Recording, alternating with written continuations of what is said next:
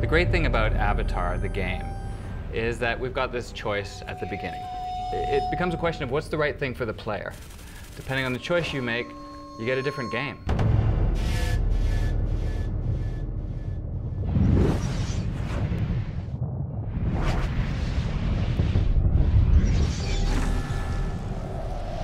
The choices you have to make are often challenging.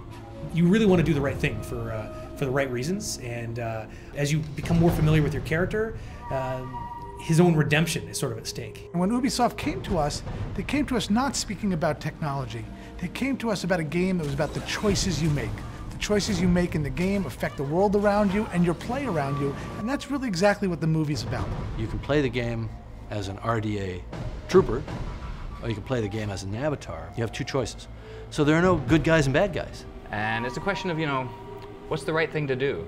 It has to do with perception. If you're told to expect something, that's what you're going to see. So you have to see beyond that. So one of the themes of the film is this idea of changing perception, changing the way you view other people, other cultures, and this environment.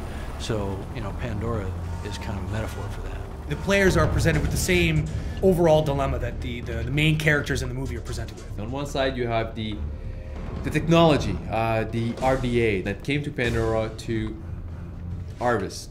From an RDA perspective, they're just trying to do a job to get stuff back to Earth. Fighting for the RDA is what every gamer is expecting. Big weapons, a lot of explosions, big vehicles. It's all about your technology.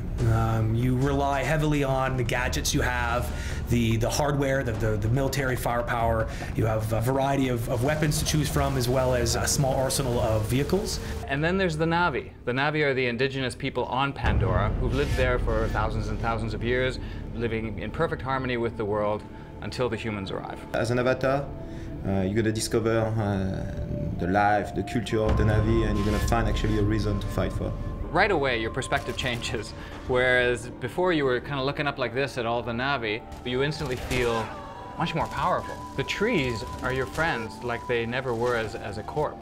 Fighting in your avatar body will have a completely different pace. It'll be more around melee combat. It'll be more about evaluating the situation and being a little bit more strategic about going in. It's an entirely different set of missions. It fits in with the overall story arc, but it's a very different perspective.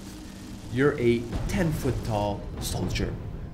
Avatar the game is basically the story of two worlds in conflict. And it becomes a question of what is the right thing for you to do, and you go down two different paths. When you do that, you effectively get two games in one. You've got great kick-butt military hardware. This is good old-fashioned chemical-powered projectile weapons that throw a lot of brass and make a lot of noise and have a lot of recoil.